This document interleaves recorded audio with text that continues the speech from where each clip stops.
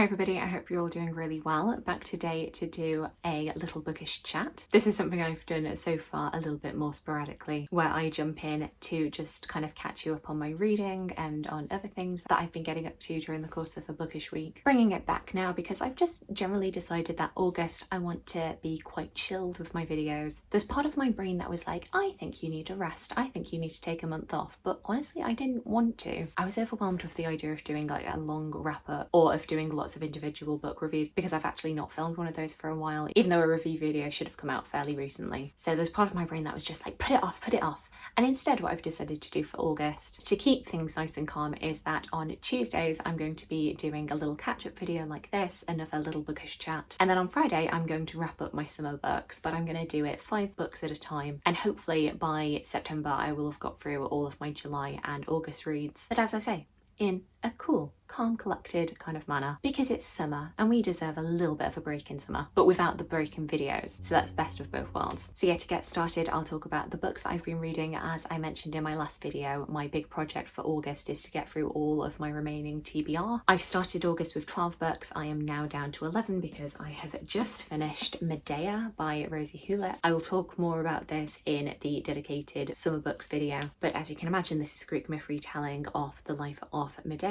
who was the wife of Jason, who is depicted in mythology as being this devious witchy woman who corrupted Jason, who was so vindictive that she ended up killing her children by him in revenge. This is a really interesting look into her psychology. I don't know if I can say it's quite reclaiming her, but definitely making her, if not sympathetic, then a more understandable character. You can understand how she got to the point that she does. But as I say, more thoughts to come in that video. But I had heard, especially from people who love Greek myth retelling, that this was a really good one, and I'm glad to say that they were not wrong. You'll also know that one of the books I'm reading this week is The Miniaturist by Jessie Burton. This is a reread for me, but it's one that I am reading alongside Emily at Novell Novels. We're doing a buddy read for this and The House of Fortune, and so far so good. I'm realising just how little of this book I actually remember. I feel like certain big plot points are coming back to me, but a lot of the individual scenes were completely fresh and new. By the end of today I should be on page 300. Currently I am on 222, so I'm a little behind on yesterday's reading. I'm so sorry, Emily, don't hate me. But as I say, I am really getting into it now. I was reading it on day 4 and just not wanting to put it down, so hopefully that bodes well. And then on Monday I also decided to start Blood, Fire and Gold by Estelle Paranque. I've just gone through the introduction and just started chapter 1 now, but this is looking at the relationship between Elizabeth I and Catherine de Medici. These are 2 very powerful queens in 16th century Europe who, as far as I know, never actually met, similarly to Elizabeth and Mary Queen of Scots, but who had very profound impacts on each other and their policies, and really defined women's rule in the 16th century. Aside from reading, I've been up to different bits and bobs, because during August we actually don't have any rehearsals for Musical Theatre Society. That has felt very, very weird to not have anywhere to go on a Thursday evening. One of my little projects that I have for myself is I have a really bad habit of buying lots of DVDs when I go to charity shops and then actually not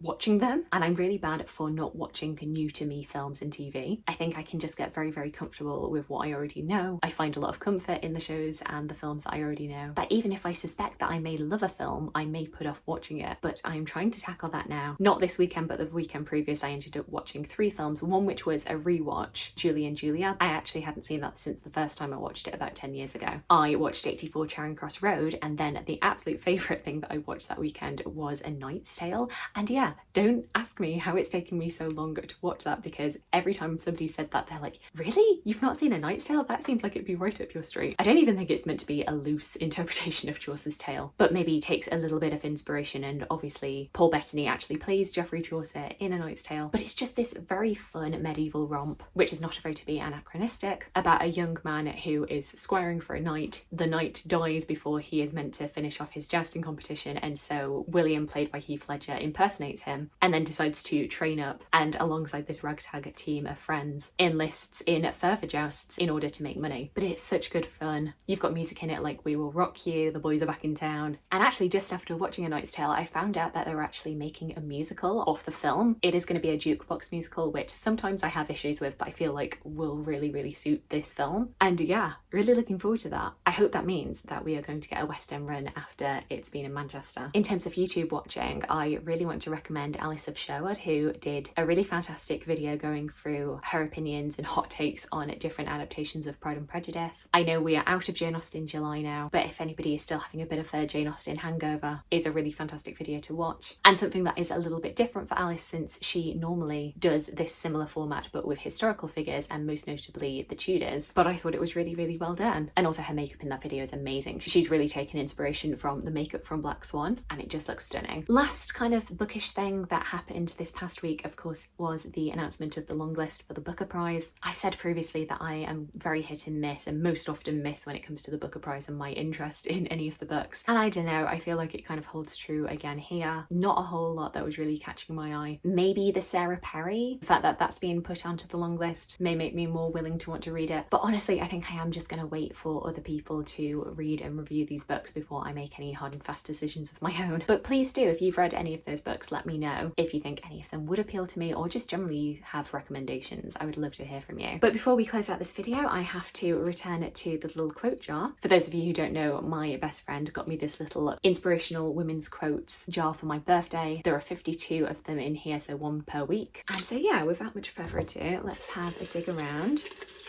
I don't think we've had a purple slip before, so let's do one of those. If you do things well, do them better. Be daring, be first, be different. Just Be by Anita Roddick. Anita Roddick, who was the founder of The Body Shop, for those of you who didn't know. So yes, that is the thought to leave you on. If you do things well, do them better, be daring, be first, be different, just be. And thank you, Sophie, for the quote. So there we go, that's just a little quick check-in on how my reading is doing, how I'm doing. Please do let me know of any books that you've been reading, any films you've watched, musicals you've gone to see, I don't know, just anything. I would love to hear from you. I hope you're having a fantastic, fantastic day, and I look forward to talking to you again soon. Thanks. Bye.